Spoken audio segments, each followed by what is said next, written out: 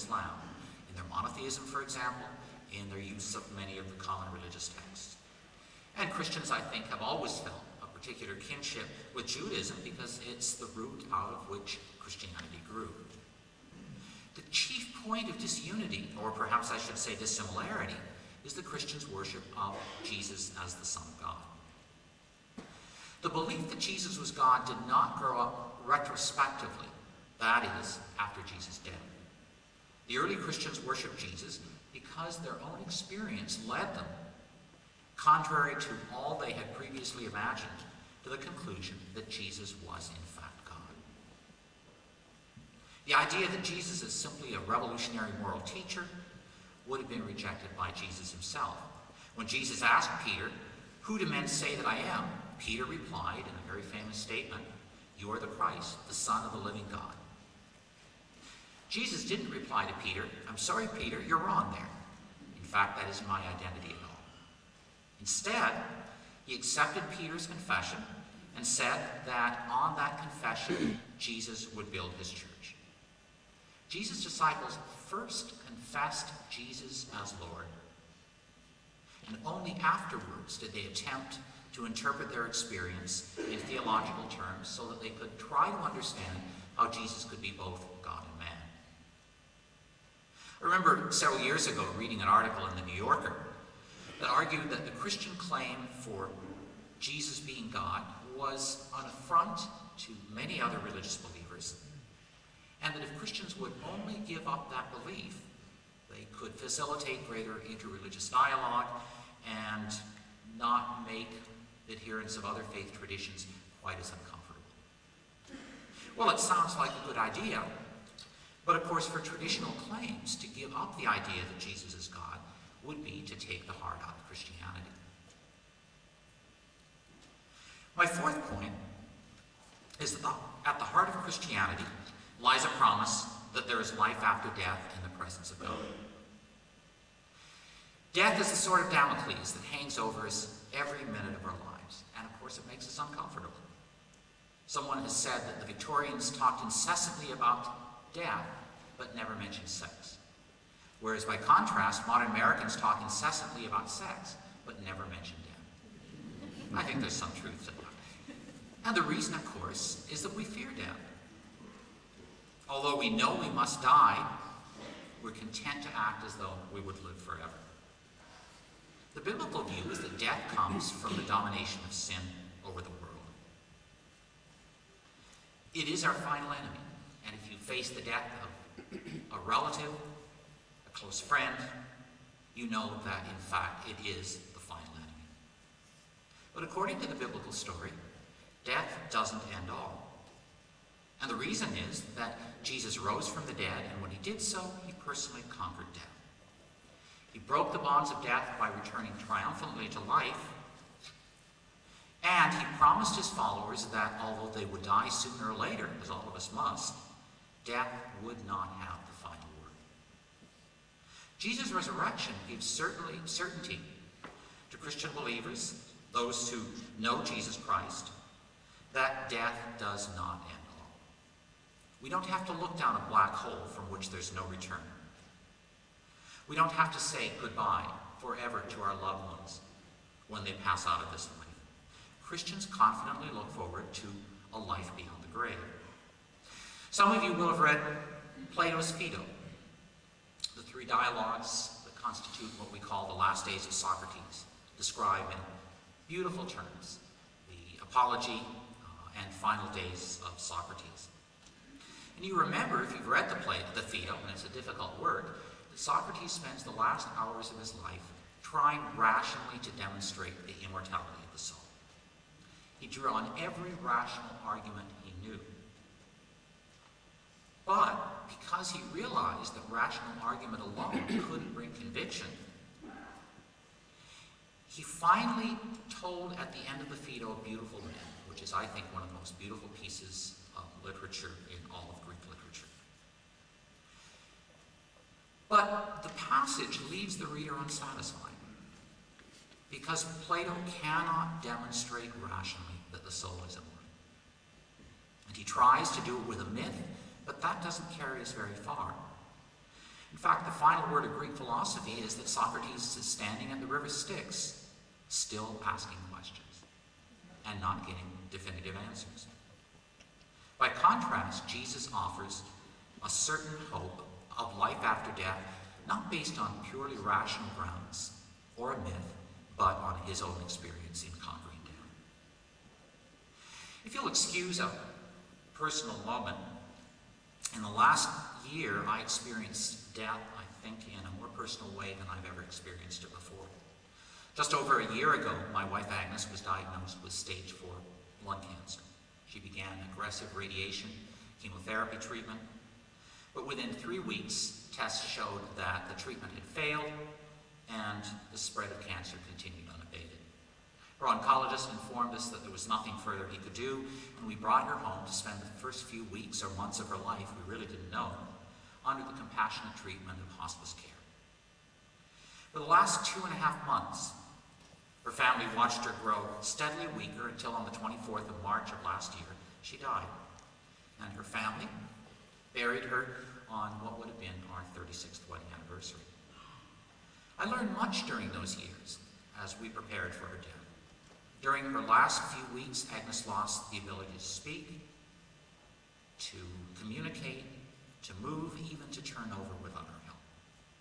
And yet her simple faith and trust, the result of a lifetime of being a Christian, helped her to bear the physical pain and the realization that she would soon leave her husband, her 3 daughters, and her 5 grandchildren that she loved so deeply.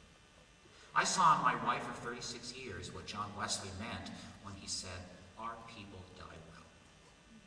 Dying well is the outgrowth of a life that has meaning and a hope in seeing God after death. In facing my wife's death, I too saw the goodness of God in my own life. There's some things that we learn only when we pass through deep waters. I've experienced God's comfort in many ways in the last year since my wife left this earth. I'm persuaded more than ever that there are no accidents for people who serve God and who love Him. It is God who sets the time and seasons. We really have nothing to do with it. God wished to take my wife at the age of 67, and cancer was the instrumental means that He used to accomplish that purpose. But He has left for me, or I should say she has left for me, a wonderful example of a Christian woman who spent her life serving others and who glorified her Lord in her last weeks by the patient resignation with which she faced death. My 5th and final point is that Christianity is a living faith that speaks to our hearts as well as our heads. Christianity is more than just a theory of life or a philosophy that offers a diagnosis for what's wrong with the world and how to solve that problem. Living faith must also affect our emotions and our spirit. Man cannot live without meaning, but meaning is never quite enough. Religion has to satisfy our heart as well as our intellect. As human beings, we desire to love, to be loved. We need companionship during those difficult moments when we go through the crises of life. In the Gospels, Jesus shows a variety of what we might call aspects of His personality. When He confronts religious hypocrites, He's stern and even uncompromising in His attack on hypocrisy. But to those who are in need physically, emotionally, spiritually, Jesus shows a different side, a tenderness and compassion. During Jesus' lifetime, He witnessed a broad range of human experiences: joy, grief, opposition, even misunderstanding from members of His own family. His human experience, His life in the flesh, prepared Jesus to respond to our problems sympathetically because He Himself experienced them. And that's why Jesus' friendship goes beyond that of a human friend. Christian poetry and hymns are full of the theme of the companionship and the comfort that Jesus has offered to His followers in every age.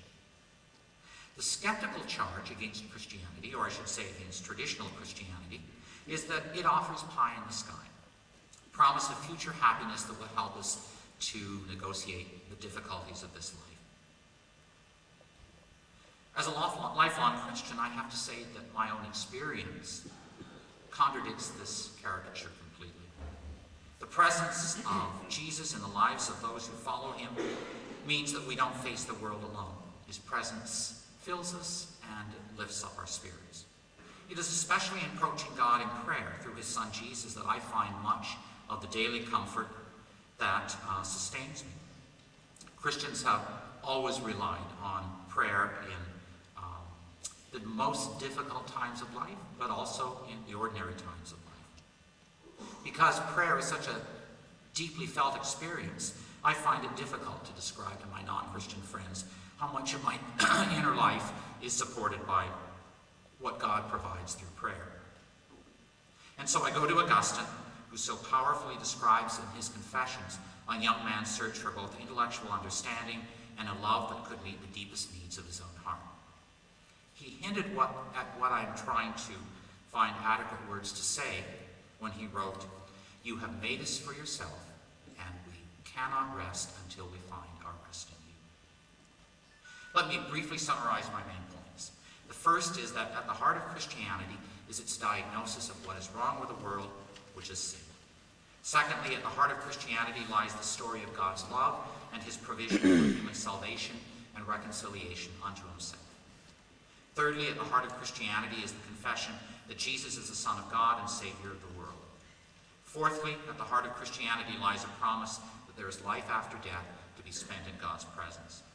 Fifthly and finally, Christianity is a living faith that speaks both to the heart and the head, by giving us not only a rational explanation that fulfills the mind's desire to understand, but also a spiritual answer that satisfies the heart's need for love and for personal relationship. From the perspective of traditional Christians like myself, these 5 elements constitute the heart of Christianity. Thank you.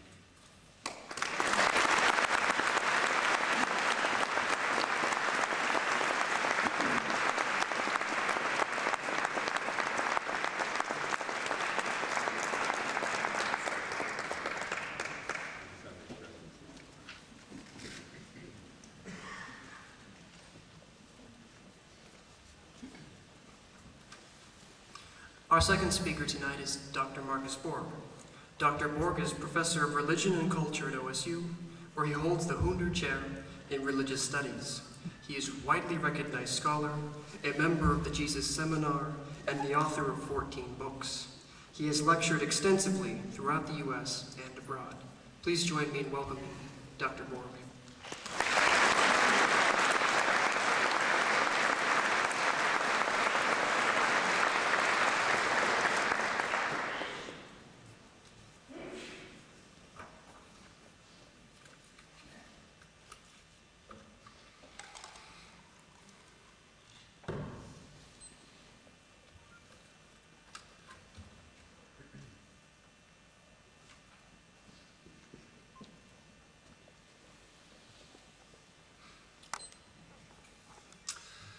Well, good evening.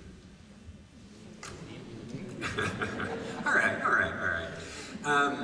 Let me begin by saying that it's very nice for me to be doing this once again with Gary Ferngren. We have our differences, and some of those will come out, I think, in the conversation tonight, but I have always experienced him